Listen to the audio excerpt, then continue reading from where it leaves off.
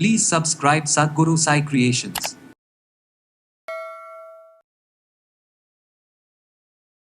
Cancer வராமல் தடுப்பதற்கும் நமக்கு வந்து ஹெரிடிட்டியாக ரீசன் இருக்குங்க. கேன்சர் வர்றதுக்கு சான்சஸ் இருக்குது. இல்லை வராமல் நான் வந்து தடுக்கணும் அப்படின்னா பொதுவாகவே எல்லாருக்குமே இந்த கேன்சர் செல்கள் இருக்கும்போது ஏதாவது ஒரு காரணத்தினால அது வந்து ட்ரிகர் ஆகுதுன்னு சொல்லலாம்.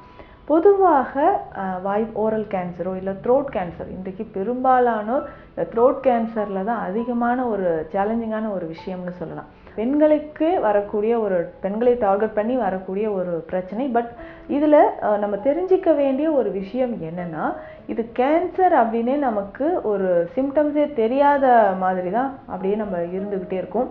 ஸோ கொஞ்ச நாளுக்கு அப்புறம் ஏதோ ஒரு டெஸ்ட் எடுத்து பார்க்குறோம், மேமோகிராம் எடுத்து பார்க்குறேன், இல்லை நான் வந்து ஸ்கேன் பண்ணி பார்க்குறேன்னும்போது தான் நமக்கு சில சிம்டம்ஸோ இல்லை அப்நார்மல் க்ரோத் ஏதோ இருக்குன்றது நமக்கு தெரியும்.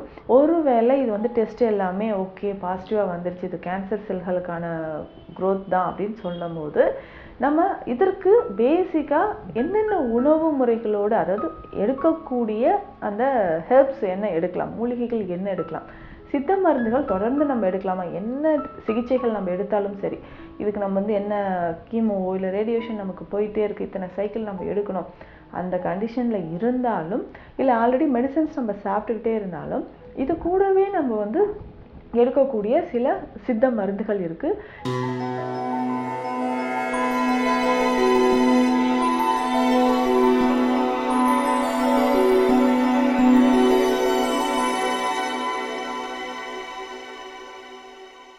சத்குரு சாய் கிரியேஷன் வியூவர்ஸ் அனைவருக்கும் வணக்கம். நான் doctor Nithya, Siddha physician.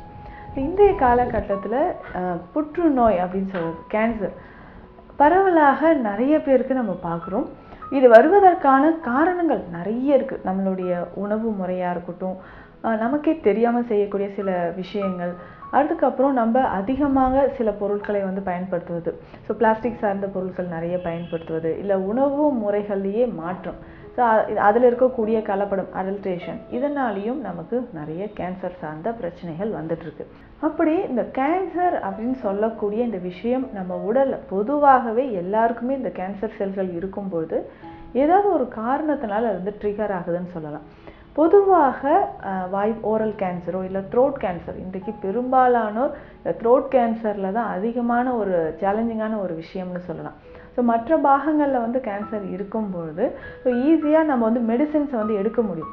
But throat cancer அப்படின்னு சொல்லும்பொழுது மெடிசன் எடுக்கிறதே ஒரு சவாலான விஷயமாக தான் இருக்கும். ஸோ அந்த அளவுக்கு விழுங்க முடியல, த்ரோட்டில் வந்து ஃபுல்லாக நமக்கு ஈசோஃபேகஸ் எல்லாமே அது கேன்சர் க்ரோத் ஆகிருக்குன்னா நம்ம விழுங்குறதே கஷ்டமாக இருக்கும். ஸோ இந்த மாதிரியான நிறைய பிரச்சனைகளும் இருக்குது. அதே மாதிரி பார்த்தோம்னா ஆனோரெக்டல் கேன்சர், மலக்குடல் பகுதியிலும் நிறைய பேருக்கு கேன்சர் சார்ந்த பிரச்சனைகள் ஏற்படுது. அதற்கு அடுத்ததாக பெண்களை பொறுத்த வரைக்கும் இன்றைக்கு ஒரு வயது வித்தியாசமே இல்லாமல் வரக்கூடிய ஒரு பிரச்சனை அப்படின்னு பார்த்தோம்னா பிரெஸ்ட் கேன்சர் வருது. அதுக்கப்புறம் பார்த்தோம்னா சர்விக்ஸில் வரக்கூடிய கேன்சர் மற்றும் ஒவேரியன் கேன்சர்.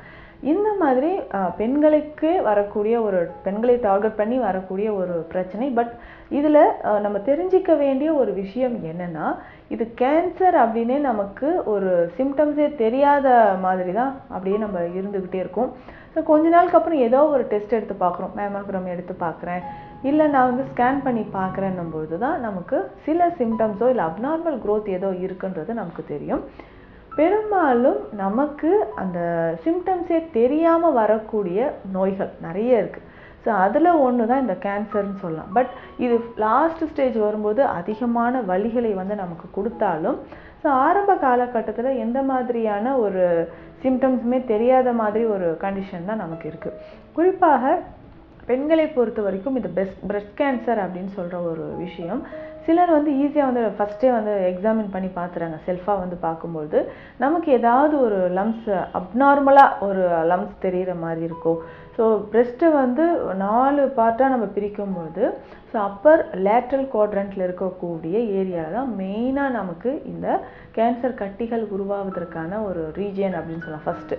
ஸோ அந்த இடத்துல நமக்கு ஏதாவது நம்ம கை வச்சு எக்ஸாமின் பண்ணி பார்க்கும்பொழுது லம்ஸ் ஏதாவது தெரியுதான்றதை செக் பண்ணிக்கணும். ஸோ அந்த மாதிரி லம்ஸ் தெரியும்பொழுது தான் ஸோ இதுக்கு நார்மலாக ஒரு லம்ஸா இல்லை ஏஜ் ரிலேட்டாக வரக்கூடியதா, இது அப்நார்மல் செல் க்ரோத்தா அப்படின்ட்டு நம்ம தெரிஞ்சுக்கணும். ஸோ அப்போ இது வந்து ஃபைன் நீடில் ஆஸ்பிரேஷன் டெஸ்ட் எடுத்தாவோ இல்லை மேமோகிராம் எடுத்து பார்க்கும்போதோ பயாப்சி டெஸ்ட் எடுத்து பார்க்கும்போதோ நமக்கு கிளியராக தெரிஞ்சிடும். இதுக்கப்புறம் நம்ம என்ன பண்ணலாம்? ஒருவேளை இது வந்து டெஸ்ட் எல்லாமே ஓகே பாசிட்டிவாக வந்துருச்சு, இது கேன்சர் செல்களுக்கான க்ரோத் தான் அப்படின்னு சொல்லும் போது நம்ம இதற்கு பேசிக்காக என்னென்ன உணவு முறைகளோடு, அதாவது எடுக்கக்கூடிய அந்த ஹெர்ப்ஸ் என்ன எடுக்கலாம், மூலிகைகள் என்ன எடுக்கலாம், சித்த மருந்துகள் தொடர்ந்து நம்ம எடுக்கலாமா, என்ன சிகிச்சைகள் நம்ம எடுத்தாலும் சரி, இதுக்கு நம்ம வந்து என்ன கீமோவோ இல்லை ரேடியேஷன் நமக்கு போயிட்டே இருக்குது, இத்தனை சைக்கிள் நம்ம எடுக்கணும், அந்த கண்டிஷனில் இருந்தாலும் இல்லை ஆல்ரெடி மெடிசன்ஸ் நம்ம சாப்பிட்டுக்கிட்டே இருந்தாலும் இது கூடவே நம்ம வந்து எடுக்கக்கூடிய சில சித்த மருந்துகள் இருக்குது. இதை எடுத்துகிட்டு வரும்போது ஒரு நல்ல முன்னேற்றம் நமக்கு கிடைக்கும். ஏன்னா அந்த கீமோ ரேடியேஷன் தெரப்பிலலாம் ஸோ ஹெல்த்தி டிஷ்யூஸும் நமக்கு வந்து அஃபெக்ட் ஆக ஆரம்பிச்சிடும். ஸோ அந்த மாதிரி ஹெல்த்தி டிஷ்யூஸ் வந்து அஃபெக்ட் ஆகாமல் இருக்கணும், இல்லை பழைய மாதிரி நமக்கு பிளட் இன்க்ரீஸ் ஆகணும், போன் மேரோவில் எந்த விதமான டேமேஜும் இல்லாமல் இருக்கணும், பிளட் செல்ஸ் எல்லாமே திரும்ப பழைய மாதிரி நமக்கு செக்ரீட் ஆகணும்னா அதுக்கு சித்த மருந்துகள் ரொம்ப ரொம்ப ஹெல்ப்ஃபுல்லாக இருக்கும். அதுக்கு முக்கியமாக என்னென்ன மருந்துகள் எடுக்கலான்றதும் நம்ம பார்க்கலாம். பேசிக்காக நம்ம ஆல்ரெடி எந்த ட்ரீட்மெண்ட் எடுத்தாலும் சரி, இல்லை சுகர் பிபி ஏற்கனவே இருக்குது அப்படின்னாலும் அதற்கு ஏற்ற மாதிரியான நம்ம மருந்துகளை நம்ம ஃபாலோ பண்ணிக்கலாம். இதுக்கு பேசிக்காக வந்து பார்த்தோம்னா ஒரு முக்கியமான காயக்கற்ப மருந்து, அதுதான் சிவகரந்தை கற்பம் அப்படின்னு சொல்கிறோம். இந்த சிவகரந்தை கற்பம் அப்படின்னு சொல்லக்கூடிய இந்த மருந்து பொதுவாக அந்த கேன்சர் செல்களை வந்து அழிக்கக்கூடிய முக்கியமான ஒரு மருந்துன்னு சொல்லலாம். இந்த சிவகரந்தை கற்பம் நம்ம எப்படி எடுக்க போகிறோம்னா சிவகரந்தை மூலிகையிலிருந்து செய்யக்கூடியது. இதில் இருக்கக்கூடிய மற்ற மூலிகைகளுமே கேன்சர் செல்களை அழிக்கக்கூடிய ஆற்றல் இதுக்கு இருக்குது. இது பொதுவாக யாரெல்லாம் இந்த கற்பம் மருந்து எடுக்கலாம், இது எடுக்கிறதுனால நமக்கு என்ன பலன் கிடைக்குது அப்படின்னா, பொதுவாக எனக்கு வந்து ஃபஸ்ட்டு ஸ்டேஜில் இருக்குது, செகண்ட் ஸ்டேஜில் இருக்குது, எந்த வகையான கேன்சராக இருந்தாலும் சரி, எந்த வகையான கேன்சராக இருந்தாலும் இந்த சிவகரந்தை கற்பத்தை பயன்படுத்தலாம். இந்த சிவகரந்தை கற்பம் கிட்டத்தட்ட ஒரு 5-6 கிராம் ஒரு நாளைக்கு நிச்சயமாக 3 வேளை கண்டிப்பாக சாப்பிடணும். இதை எடுத்து நம்ம என்ன பண்ண போகிறோம்னா தேன் அல்லது நெய்யில் கலந்து 3 வேளையும் நம்ம உணவுக்கு முன் சாப்பிட்டுட்டே வர்றோம். எந்த ஸ்டேஜில் இருந்தாலும் சரி, இல்லை ஏற்கனவே நமக்கு வந்து தெரப்பிஸ் போயிட்டுருக்கு, கீமோ ரேடியேஷன் தெரப்பிஸ் போயிட்டுருக்குனாலும் இதை நம்ம ஃபாலோ பண்ணிக்கலாம். இந்த சிவகரந்தை கற்பம் சிவகரந்தை மூலிகையோடு வேறு என்ன மூலிகைகள் இதில் சேருதுன்னா விழுதி, ஆதண்டை, அதிமதுரம், கோஷ்டம், அக்ரஹாரம், இண்டு, இந்த மூலிகைகள் எல்லாமே சேர்ந்து செய்யக்கூடியது தான். இதில் அதிகமான அளவுக்கு நம்ம சிவகரந்தியை சேர்த்துருப்போம். ஸோ இந்த மூலிகைகள் எல்லாத்துக்குமே நமக்கு கேன்சர் செல்களை அழிக்கக்கூடிய ஆற்றல் இருக்குது. நம்ம பாடியில் வேறு ஹெல்த்தி டிஷ்யூஸ் ஏதாவது அஃபெக்ட் ஆகிருந்தாலும் அதை சரி செய்யக்கூடிய ரிப்பேரிங் ப்ராசஸ் வந்து நைட்டு தூங்கும்போது நம்ம பாடியில் நடக்கும்.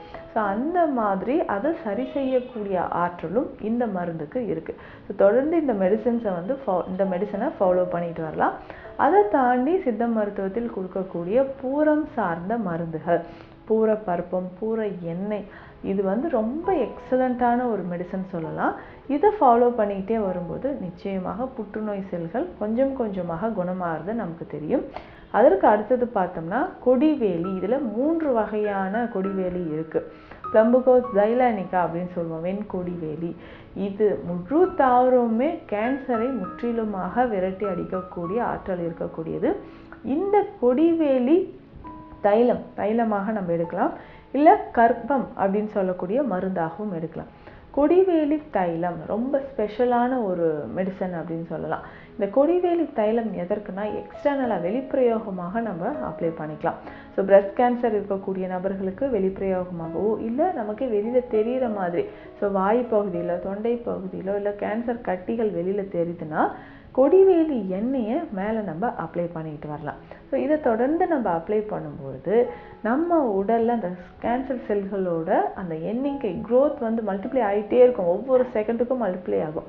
அதோட வீரியம் வந்து குறைய ஆரம்பிக்கும். உடல் முழுவதுமே ரத்தம் அதிகமாக செக்ரேட் ஆக ஆரம்பிக்கும். ஸோ ஆர்பிசி செல்ஸ் அதிகமாகும், ஹீமோகுளோபின் லெவல் அதிகமாகுது, இன்டர்னல் ஆர்கன்ஸ் எல்லாமே நார்மலாக நமக்கு செக்ரேட் ஆகும். இதை தாண்டி பார்த்தோம்னா உணவு முறையில் அதிகமான கவனம் செலுத்தணும். அன்றாடம் நம்ம பயன்படுத்தக்கூடிய இஞ்சி, மஞ்சள், இது எல்லாமே உணவில் நிறைய சேர்த்துக்கணும்.